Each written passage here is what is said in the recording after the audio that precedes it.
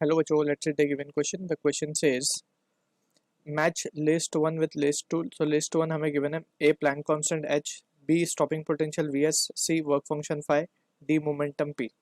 So list two में हमें उनके डायमेंशंस निकालना है बेसिकली. तो वन गिवन है हमें m1 l2 t minus 2, second में गिवन है m1 l1 t minus 1, third में m1 l2 t minus 1, fourth में m1 l2 t minus 3 a minus 1. So option A given है a1 a3 b1 c2 d4. Option be given है a3 b4 c1 d2.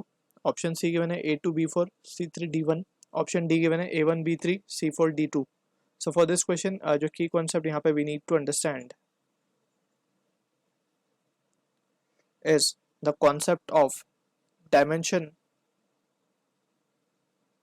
of quantities, right? So अलग अलग quantities का dimension हम निकालते हैं and we'll try to analyze the situation. Planck constant की बात कर रहे हैं तो हम यूज कर सकते हैं energy of photon का formula, that is h into nu, right? So energy is equals to Planck constant times the frequency. So यहाँ से हम देख सकते हैं Planck constant को हम लिख सकते हैं energy upon the frequency. अब एनर्जी के लिए हम डायमेंशन लिख सकते हैं, it is m1 l2 t minus 2 divided by frequency होता है बेसिकली पर सेकेंड यानी कि t minus 1. सो इसको अगर हम देखें so it will B m1 l2 t minus of 3 t minus 1 sorry, ठीक है. तो ये डायमेंशन आ रहा है हमारे पास प्लैंक कांस्टेंट का, जो कि अगर हम देखें तो मैच हो रहा है थर्ड से. So this was our A. So A is matching with 3, ठीक है. तो ऑप्शन सी और डी को तो हम डिस्कार्ड ही कर सकते हैं. अब बात कर लेते हैं स्टॉपिंग पोटेंशियल की. तो stopping potential that is B को हम लिख सकते हैं, stopping potential that is E V naught को हम लिख सकते हैं हाफ एम वी स्क्वायर, या फिर काइनेटिक एनर्जी, मैक्सिमम काइनेटिक. ये फोटो इलेक्ट्रिक इफेक्ट में वी हैव स्टडीड कि जब भी मैक्सिमम काइनेटिक एनर्जी इलेक्ट्रॉन को रोकना होता है तो हम पोटेंशियल वेरी करते हैं. Potential that is the minimum negative potential हम जो देते हैं उसको, so that it can repel the fast moving electron. So that is what electro we can say stopping potential is. So V naught की value यहाँ से हम निकाल सकते हैं. वी नॉट क्या होगा यहाँ पे, stopping potential actually V S से डिनोट किया गया क्वेश्चन में. तो V S will be equals to kinetic energy, इसका डायमेंशन हम निकाल सकते हैं m1 l1 m1 l2 t minus 2, जो एनर्जी का होगा वही इसका होगा, डिवाइड बाय चार्ज.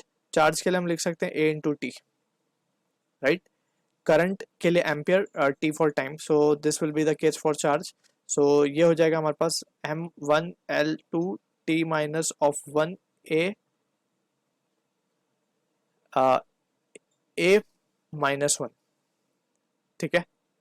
सो और ये t माइनस 3 होगा, sorry, right. So this will be the dimension for stopping potential. तो अगर हम देखें ध्यान से, सो बी मैच हो रहा है हमारा 4 के साथ, तो क्लियरली देख सकते हैं option B should be the correct answer. Work function को भी देख लेते हैं. वर्क फंक्शन के लिए हम क्या लिख सकते हैं, फाई. वर्क फंक्शन एक्चुअली क्या होता है, वर्क फंक्शन बेसिकली कि हमें कितना वर्क फंक्शन बताता है हमें कि कितनी एनर्जी हमें देनी पड़ेगी so that we can eject the electron from material, right. Work function का भी जो फॉर्मूला हम लिख सकते हैं that is h nu naught. Nu naught is the threshold frequency, h is Planck constant again. तो यहाँ से हम एच का तो हम निकाल ही चुके हैं dimension, that is m1 l2 t minus 1, और फ्रीक्वेंसी का अगेन t minus 1. तो ये हो जाएगा हमारे पास m1 l2 t minus of 2. So this is the dimension for this work function. तो सी मैच करता हुआ दिख रहा है हमें 1 के साथ. तो क्लियरली ये भी जा रहा है हमारे पास. और फाइनली हम डी को चेक कर सकते हैं.